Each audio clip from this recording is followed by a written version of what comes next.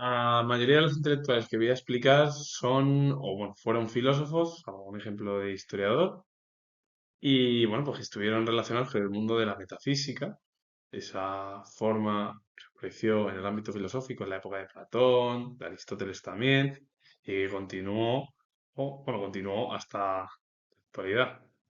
Y también voy a hablar de dos conceptos también dentro del ámbito del pensamiento.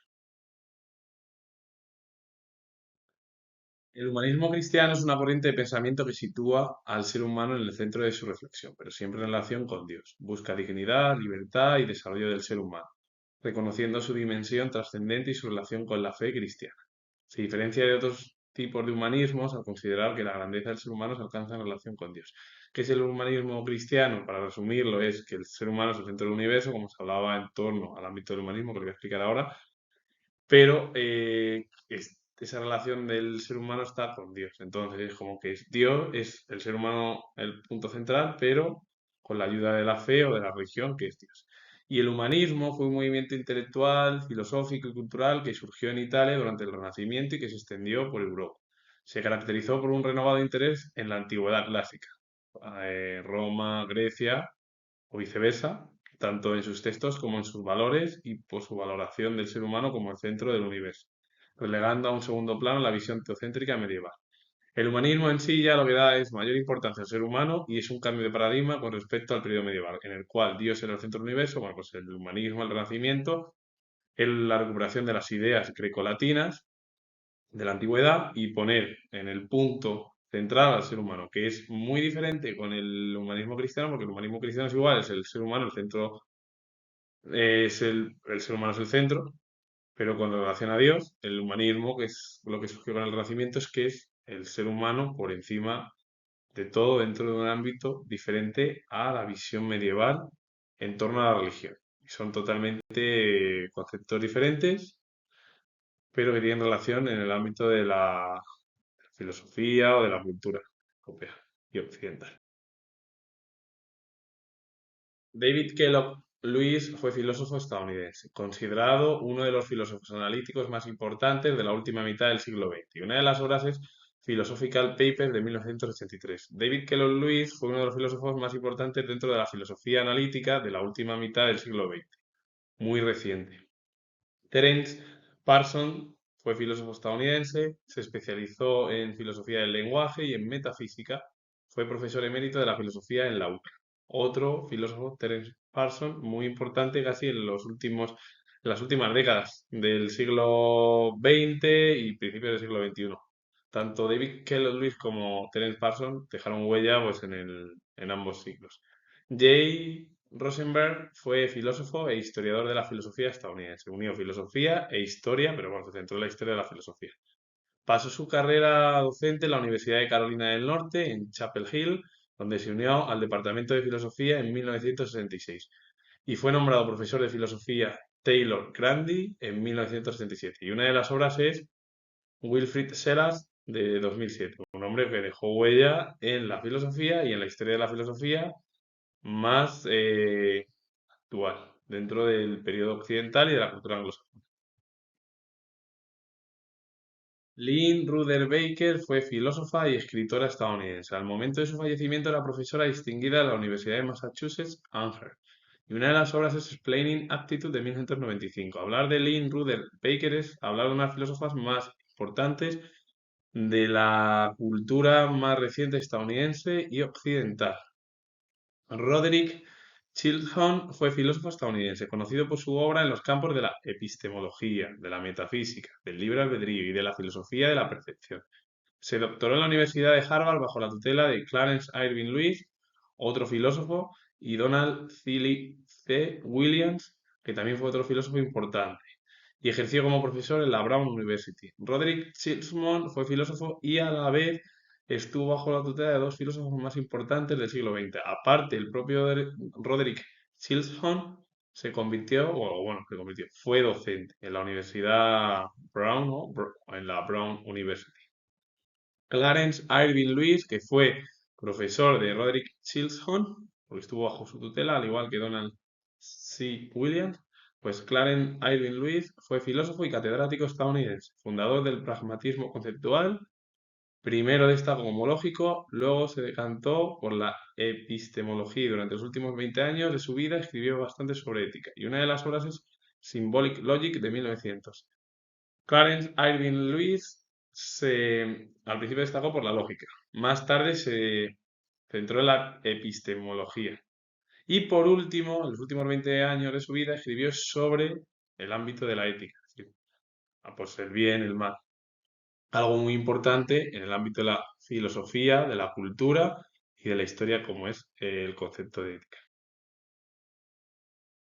Donald C. Williams fue filósofo estadounidense y profesor tanto en la Universidad de California en Los Ángeles como en la Universidad de Harvard. También, aparte de ser filósofo, fue docente. Donald C. Williams. Marilyn McCord Adam fue filósofa estadounidense. Trabajó principalmente en áreas de la filosofía religiosa, teología filosófica y filosofía medieval. Una mujer muy importante que se centró en la filosofía religiosa, o el ámbito casi del periodo medieval, esa unión entre filosofía y teología. Robert Merrihead Adams fue filósofo estadounidense, especializado en filosofía analítica, filosofía de la religión y filosofía moral. Y una de las obras es A Theory of Virtue de 2006, también importante casi en el siglo XX como en el siglo actual. Won King fue filósofo estadounidense, trabajó en la Universidad de Brown y se le conoció por su trabajo relativo al problema mente-cuerpo. Esos dos conceptos de mente y cuerpo que siempre han utilizado los filósofos desde la antigüedad, desde la época antigua hasta la actualidad sigue existiendo esa mentalidad en el ámbito de la cultura y de la filosofía y de la historia que sigue existiendo, pues se siguen explicando que hay dos formas de ver, por un lado la razón y por otro el ámbito de los sentidos. Sadworth Hodgson fue filósofo británico.